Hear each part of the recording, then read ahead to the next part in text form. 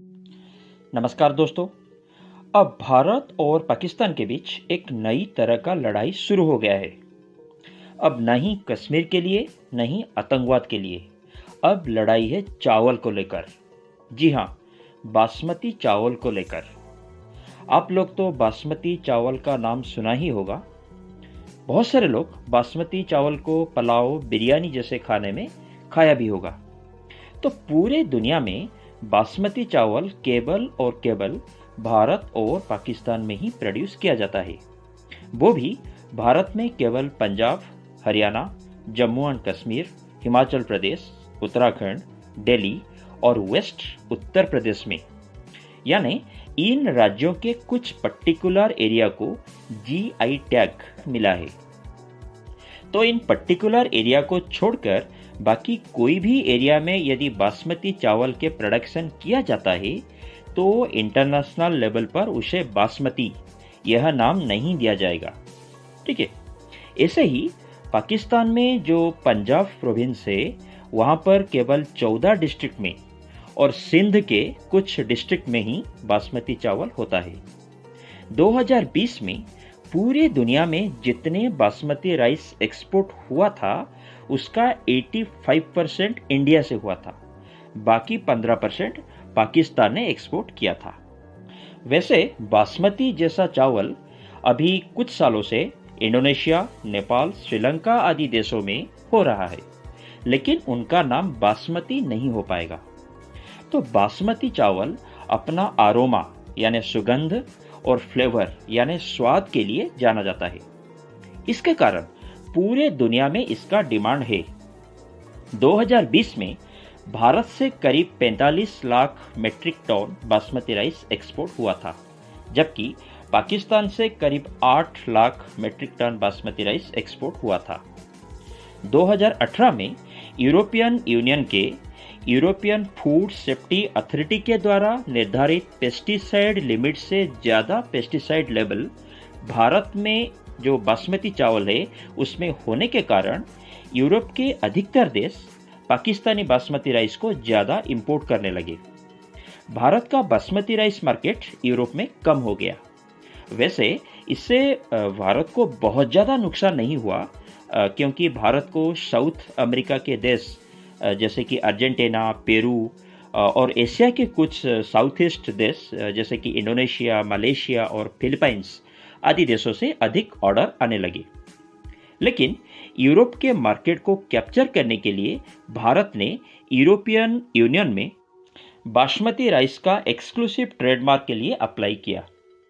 ये होने से बासमती राइस अकेले भारत ही एक्सपोर्ट कर पाएगा। तो पाकिस्तान तुरंत एक्शन में आ गया और पिछले जनवरी 2021 को पाकिस्तान ने पाकिस्तानी बासमती राइस के लिए जीआई टैग हासिल किया। लेकिन भारत का कहना है कि बासमती राइस इंडियन सब कॉन्टिनेंट के एक पर्टिकुलर ज्योग्राफिकल रीजन में ही होता है। यूरोपियन यूनियन को बासमती राइस का पूरा इतिहास भी भारत ने बताया।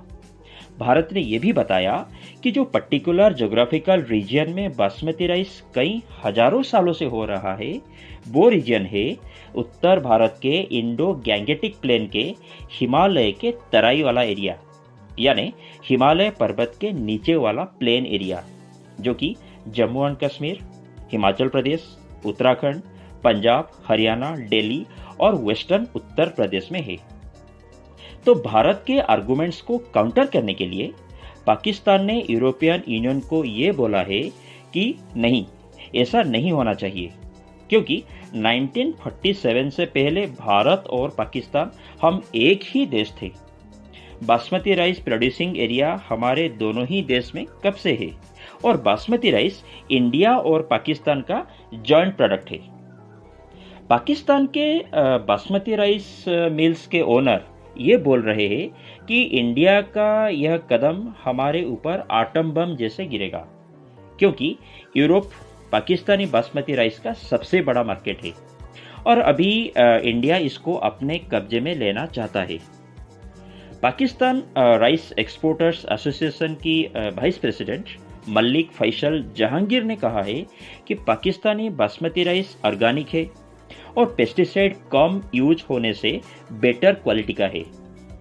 उनको आशा है कि पाकिस्तान भारत को कन्विंस कर पाएगा और भारत अपने नाम पर बासमती को करने के बजाय पाकिस्तान के साथ मिलकर एक जॉइंट एप्लीकेशन सबमिट करेगा, क्योंकि बासमती हम दोनों देश के लिए कॉमन हेरिटेज है। अभी हम देखेंगे कि यूरोपियन ज्योग्राफिकल इंडिकेशन रूल्स क्या होता है। ज्योग्राफिकल इंडिकेशन टैग से दुनिया के एक पर्टिकुलर ज्योग्राफिकल लोकेशन को एक प्रोडक्ट के लिए IPR यानी इंटेलेक्चुअल प्रॉपर्टी राइट मिलता है। ये 3 प्रकार का होता है।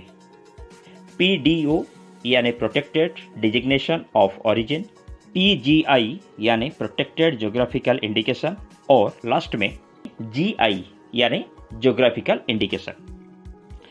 तो जो प्रोडक्ट्स PDO के हिसाब से रजिस्टर्ड होते हैं उनका एक ज्योग्राफिकल एरिया से स्ट्रॉन्गेस्ट लिंक होता है।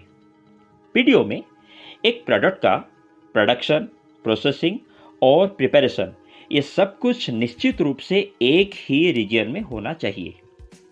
फिर आता है PGI। तो PGI में जो प्रोडक्ट्स रजिस्टर्ड होते हैं उनके प्रोडक्शन, प्रोसेसिंग और प्रिपरेशन के कम से कम कोई एक स्टेज पूरी तरह से एक रीजन में होनी चाहिए। अभी भारत ने बासमती राइस के लिए PGI का अप्लाई किया है। फिर आता है GI। इसके तहत एक प्रोडक्ट के प्रिपरेशन का कम से कम एक स्टेज एक रीजन में होना चाहिए।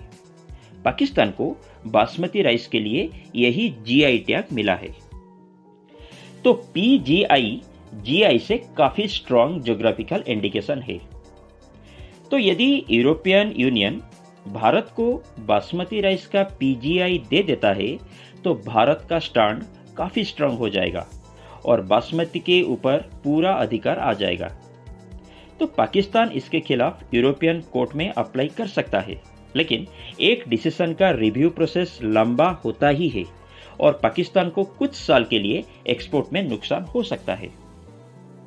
वीडियो को खत्म करने से पहले मैं यहाँ बताना चाहूँगा कि बासमती के पेटेंट को लेकर 1997 से भारत कई कानूनी जंग लड़कर जीत चुका है। 1997 में एक अमेरिकी कंपनी राइस टेक को USA में बासमती राइस की पेटेंट मिला था, जो कि बाद में इंडिया के कंप्लेन के कारण वो कंपनी हार गई। अभी अमेरिका के टेक्सास में एक राइस वेराइटी का नाम है टेक्समती और केन्या में एक राइस वेराइटी का नाम है पिसोरी, लेकिन बासमती ये जो नाम है अभी के लिए केवल भारत और पाकिस्तान यूज कर सकते हैं। अगले कुछ हफ्तों के बाद पता चलेगा कि यह नाम दोनों देश यूज कर पाएंगे या फिर केवल इंडिया को ही इस नाम पर इंटरनेशनल अधिकार मिलेगा। वीडियो देखने के लिए धन्यवाद। Please like, comment and share the video. Channel को सब्सक्राइब भी कीजिए। नमस्कार।